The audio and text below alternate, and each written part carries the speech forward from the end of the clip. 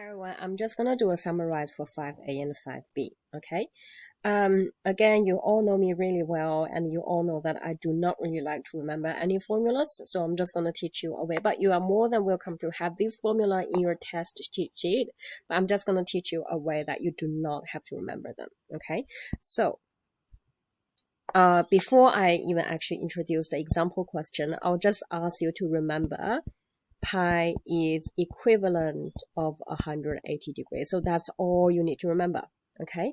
And then you can use it in any question of conversion. So for example, if I want you to convert pi on 3 into degree, okay, anything involve a pi in it, simply replace it by 180. That would be 60 degrees. So same way, 2 pi, 2 times 180, 360 degrees, okay? So pi on 6 will be 180 on 6 will be 30 degrees. As easy as that. But what if there's no pi in it? For example, if I want to convert 2 radian into, into degrees. Okay, so I can actually use that relationship, build up a ratio, and then to calculate the degree. So what I mean is if pi radian is 180 degree, how about 2 radian? What degree is that? I'll just let the degree be x. So basically, by cross multiply, I could actually calculate x is 2 times 180 over pi, and these calculated results will be the degree. So basically 360 degrees over pi. I'll quickly do the calculation. Let me grab my calculator. Let's quickly do the calculation. So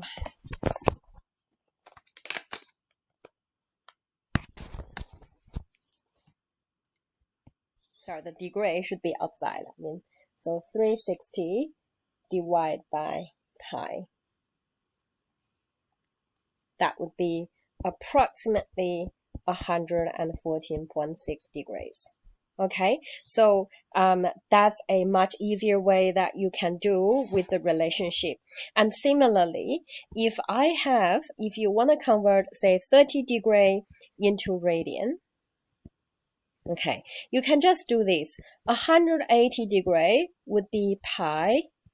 How about 30 degree would be x radian? So x will be 30 times pi over 180 would be pi on 6 in radian. Okay, so you can actually solve all the conversions simply by using that relationship. Okay, question like this for theta in radians, that's 5b. Okay, that's 5b. For theta in radian, arc length is theta r.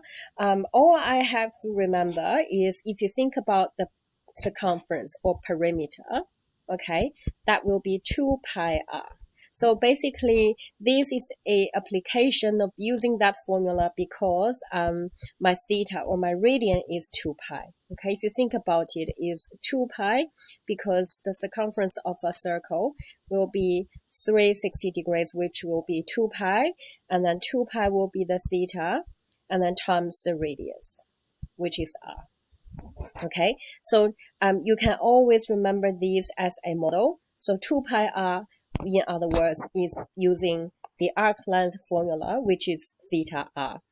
And you also need to know that if I want to write in a degree, if I do not really know the radian and I want to write in degree, if you think about it, say, if that's theta degree, okay, what's the proportion of theta on 360? That will be, so L will be the proportion of theta on 360, and then times that with 2 pi r. 2 pi r will be the whole circumference of that circle, but I'm not interested in the whole thing. I'm only interested in that portion, which is theta over 360 degrees. And similarly, with the area of sector is the same, okay? It's the same. So the area of a sector, okay, if I have a theta, okay, so we know that with the whole circle, the area of the whole circle is pi r squared, okay, and pi is actually half of 2 pi, so that I can also write as half